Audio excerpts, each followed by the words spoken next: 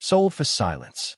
The wind howled over the dry fields of Dustvale as Clara May Whitmore stared out from the farmhouse window. Dust clung to the glass like the weight in her chest. Across the cracked earth, her father's shadow paced near the old barn, back and forth, like he was chasing the ghost of a way out. She knew something was wrong. She'd felt it all week in his hollow voice and the strange visitors with clean boots and cruel eyes. June, her twin sister, slammed a pot down behind her. "Is hiding something, Clara. Don't act like you don't feel it too." Clara didn't respond. She couldn't. Not yet. The door burst open. Samuel Whitmore stepped in, his face creased like dry parchment. His eyes, once warm with tales of the frontier, now avoided theirs. "We leave at sundown," he muttered. "You are both to be wed to Baron Elias Granger." June dropped her cup. "What the hell did you just say?" Clara's breath caught. Granger. That name carried the same chill as grave dirt. A wealthy land baron known for buying out failing ranches, and rumors far darker than foreclosure. "I owed him," Samuel said, voice cracked with shame. "I thought I could pay it off, but the drought killed everything." "You sold us," June whispered. "Like cattle." Clara couldn't speak. Her tongue turned to lead. Her chest screamed, but her lips remained sealed. The carriage was black. The horses were silent. The ride to Granger's estate felt like a funeral procession, only no one wept aloud. Granger's land spread like a kingdom across Dustvale. His mansion was cold stone, built to impress and intimidate. No flowers grew. No birds sang. Granger himself waited at the steps. Tall, silver-haired, eyes the color of gunmetal. He smiled like he owned their blood. "Clara," he said smoothly, "you will be my bride by week's end. And your sister, she'll serve in my household until her own match is arranged." June spat at his boots. He simply laughed. "I like a girl with fire. But that'll be trained out." The twins were separated. Clara was escorted to a high room with a lock on the outside. June was taken to the servants' quarters. Clara sat on the edge of a narrow bed. The silence in the room wasn't peaceful. It was prison.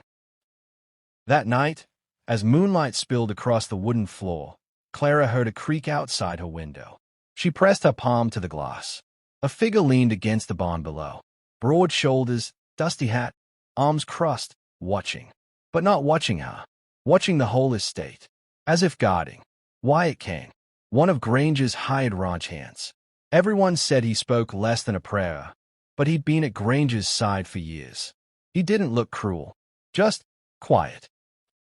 The next day, Clara was marched down to dine with Granger. He slid a thin ring across the table.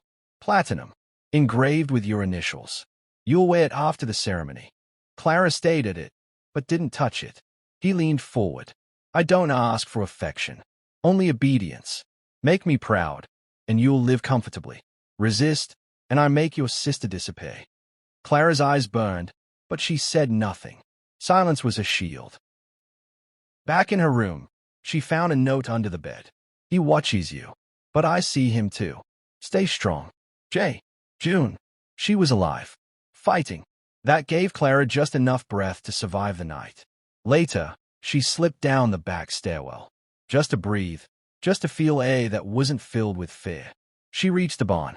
Inside, the shadows were thick, but someone was there. Pitching hay, slow and steady. Wyatt looked up. Their eyes met. He didn't speak. Didn't ask. He simply nodded, as if he knew. Clara opened her mouth, but no words came. Only a breath. One long breath that held her pain, her fear, her defiance. He didn't fill the silence with questions. He let her have it. And in that quiet, something began. The quiet one's watch.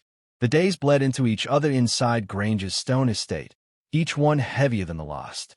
Clara existed in silence, fed, clothed, observed. Her world shrank to the length of the hall from her locked room to the cold dining chamber, where the Baron sat like a vulture waiting for a signal to strike. She never touched the food. Granger never smiled with his mouth, only with that piercing stare, like he was peeling back layers of his skin with every glance. His words were polite, almost courtly, but laced with control. "I'm not an unkind man," he said one morning, swirling dark coffee as if it were blood. "You'll find obedience easier than resistance." Clara didn't reply. Words weren't safe in his house, but her silence was not surrender. It was defiance wrapped in calm. June, meanwhile, learned quickly to act the part. She scrubbed the marble floors with a stiffness that masked her rage. She bowed her head when the overseer passed, though her eyes burned with fire. At night, they met in secret, only for moments, when a maid named Martha took pity and accidentally left a broom closet unlocked. "He watches you constantly," June whispered. "You don't eat. You don't speak. You're fading." Clara touched her sister's face softly. "I'm still here." June hesitated. "There's talk in the servants' quarters. Granger plans to marry you tomorrow." Clara didn't blink. "I won't. You think we have a choice? I don't need one. I only need a crack in the wall." That evening, Clara walked toward the stables again, not caring who saw. She needed air, freedom, even if just inhale for a minute. The barn was dimly lit by oil lanterns. Dust swirled in shafts of fading light. She stepped inside and stopped. Wyatt Kane was there, saddle in hand, fixing a stirrup with calm precision. He didn't look up, but he didn't ask her to leave either. She stepped closer, heart pounding like hooves on hard earth. "I shouldn't be here," she murmured. He glanced up then, slow and steady. "Then why are you?" She met his eyes. "Because no one else sees me." "Not really." Wyatt didn't speak. Instead, he nodded to a wooden stool. Clara sat today. The silence between them wasn't empty. It was thick with understanding. In that barn, under flickering light and the scent of hay, she wasn't a prisoner or pawn. She was a woman breathing on her own terms. Outside the barn, Jesse Ray Dalton finished loading feed onto the wagon. He was lean, blonde, and had the kind of gentle smile that made animals, and women, trust him. He caught sight of June stealing past the edge of the estate. She was bold in her movements, almost careless. Jesse stepped from the shadows. "You keep moving like that, you'll end up in a ditch." June startled, her hand going to the knife at her belt, one he had slipped her days ago. She relaxed. "You scared me." "I scare you more than Granger?" he asked with a grin. She didn't answer. The question was too close to the truth. "I've been watching," he continued. "He's planning something. Wedding tomorrow. You need to be ready." "Ready for what?" June's voice cracked with bitterness. "A ceremony or funeral?" Jess's voice dropped. "An escape." Back inside, Granger stood alone in the hall, staring at Clara's locked door. He could feel her slipping, her compliance thinning like old rope. He turned to Martha. "Send a message to Kane. I want her watched more closely." Martha bowed her head but said nothing. When she left, her steps quickened. She had no affection for the Baron, and every reason to see him fail. In the barn, Clara finally stood. "Thank you," she said to Wyatt, her voice almost a whisper. "For what?" he asked. "For seeing me." Wyatt stepped closer, eyes unreadable. He reached out, but didn't touch, just hovered his hand near hers. Clara trembled, but didn't pull away. Then voices outside. Footsteps. Clara jerked back, heart in her throat. "I should go," she whispered. Wyatt only nodded. "Be careful." She fled into the night, breath catching in the cool air. Her fingers still felt the warmth of his. From the upstairs window, Granger watched the barn. He didn't see Clara leave, but he saw Wyatt. His eyes narrowed. He poured himself another drink. Tomorrow, he thought, he would make her his. But somewhere in the darkness, something was changing. Something quiet. Something waiting. The fire in the west. The morning sun rose over Dust Vale like it had every day before, but today it cast no warmth. Clara stood before the mirror in a gown of ivory silk, sewn by women who never spoke her name. She looked like a bride in a dream, but the eyes staring back were hollow. The wedding was hours away. Granger's orders had been final. There would be no ceremony in a church, no guests, no father giving her away. Only his signature, a ring, and a man claiming what he believed he owned. Down in the stables, Wyatt Kane was already saddling his horse. The morning felt wrong. He had worked Granger's land for years, but this wasn't the job he signed up for. His hands weren't built to help cage someone. Jesse found him tightening the cinch on his saddle. "You're leaving?" Jesse asked. "I can't watch it happen," Wyatt said. "She's just a girl." And he's a bastard, Jesse finished. Wyatt paused. She doesn't deserve to be bought. No one does, Jesse said quietly. But this ain't a world that waits for justice. The two men stood in silence. Then Jesse added, she looked at you different last night. Like you were her way out. Wyatt didn't respond. He didn't need to.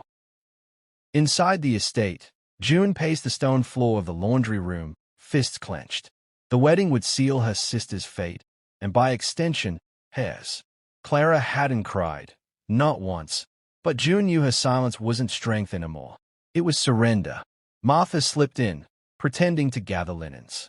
She pressed a key into June's palm. It's for the old pantry, she whispered.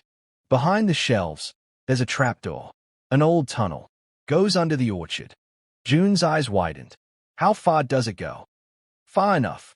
June nodded. And Wyatt? He'll know, Martha said. As the sun dipped toward the horizon, Clara was led to the estate's private chapel, a small stone room with an altar and iron chandeliers that dripped candlelight like melting bones. Granger waited in a dark coat, one hand resting casually on the ceremonial ledger. You're beautiful, he said. Clara didn't answer. She simply walked to her place beside him, her steps soundless, her fingers ice. A justice of the peace stood trembling behind the altar. Pale and frightened, he opened the book. Do you, Clara May Whitmore? The chapel door burst open. Wyatt stood framed in the doorway, dust on his coat, gun at his side. Granger stiffened. You day. She's not marrying you, Wyatt said evenly. His voice didn't rise. It didn't have to. The room froze. Clara stepped forward, breath catching. Wyatt, I came to take you out of here, he said. Granger reached for the pistol under his coat, but Jesse burst in behind Wyatt, rifle raised. Try it, and you won't see another dawn. A scream rang out in the hall. June had tripped the alarm by setting fire to a linen cart in the west corridor. Flames leapt to life, smoke curling through the ceiling beams. Panic erupted. Wyatt crossed the room to Clara, pulling her close. Can you ride? I can run, she said. He smiled. Then let's go. They raced down the back corridor. Jesse met June at the pantry entrance. Smoke chased them as they pried open the trapdoor and dropped below ground. Granger's shouts echoed behind them, wild and furious. But by the time he reached the orchard, the horses were gone. So were the girls. So were the cowboys. They rode hard into the night, four silhouettes galloping beneath a purple sky, wind tearing at hair and fabric and fear. Later, they camped in a hidden valley. Clara sat by the fire beside Wyatt. Neither spoke for a while. Then she reached for his hand. Everything changed when you looked at me like I'm matted. He turned toward her. You were never his to own. She leaned her head against his shoulder, and in that silence, something stronger than fear settled between them. Not safety, not yet, but hope, a shot at freedom. The fire behind them lit the sky crimson as the group rode west. Clara clung to Wyatt's waist, the wind cutting against her face like cold steel. She didn't look back. Not at the estate. Not at the man who tried to own her. That chapter had burned away, along with her fear. June rode beside Jesse, face soot-smudged and eyes sharp. She hadn't stopped shaking since they fled, but she didn't let go of the reins. Jesse kept glancing at her, like he was checking to see if she was real and still breathing. They rode for hours, only stopping when the horses could go no farther. A small canyon split the plains ahead. Wyatt led them down into its narrow throat where the rock walls swallowed them in shadow. We'll camp here tonight, he said. No tracks. No eyes. Clara slid down from the horse. Her legs trembled, not from exhaustion but from the sheer weight of what had happened. For the first time in days, there were no locked doors, no cold hands telling her what to be. She walked to the edge of the campfire. Jesse struck up and sat beside Wyatt. He didn't ask if she was all right. He simply offered her his coat. She took it, draping it over her thin shoulders. I should feel scared, she said softly. Do you? No, Clara answered. I feel free. Wyatt gave a slow nod. Then you're stronger than you know. In the distance, Granger stood in the ashes of his chapel. The wedding dress was gone. So were the girls. He seethed, his hands clenched at his sides. Find them, he ordered the riders. Dead or alive, bring them back. But Dustvale whispered what it always did to tyrants. Your time is ending. At dawn, Jesse walked the perimeter of the canyon's ridge. June followed him quietly. You don't sleep, she said. He shrugged. I don't like waking up to bad news. You think he'll come for us? Granger doesn't let go of anything, especially not something that bruised his pride. June crossed her arms. You think we made a mistake? No, Jesse said, his tone softening. I think you made a stand. She looked at him for a long moment, then asked, What now? Jesse touched her arm gently. Now we finish what we started. They reached the nearest town by sundown, Red Hollow, a mining settlement where Granger's reach ended and freedom began. Clara entered the sheriff's office with June and Jesse beside her. Wyatt waited outside, not wanting to raise attention. He never did.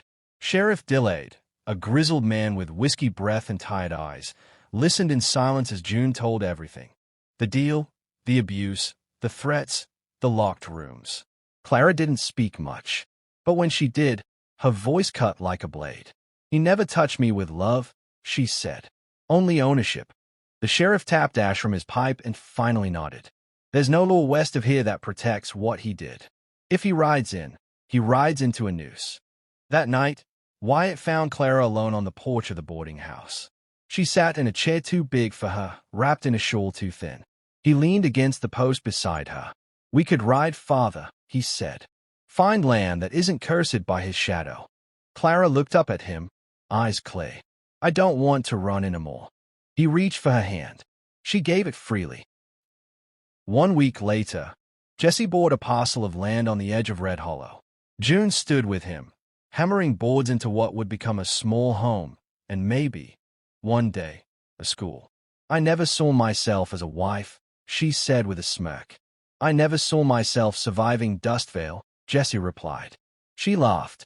We're both full of surprises. Clara and Wyatt built their cabin on a hill outside town, where wildflowers grew untamed and the sky seemed closer. It was simple, honest, and theirs. One evening, she found him sketching something into the wood of the porch railing. What is it? She asked. Initials, he said, glancing at her.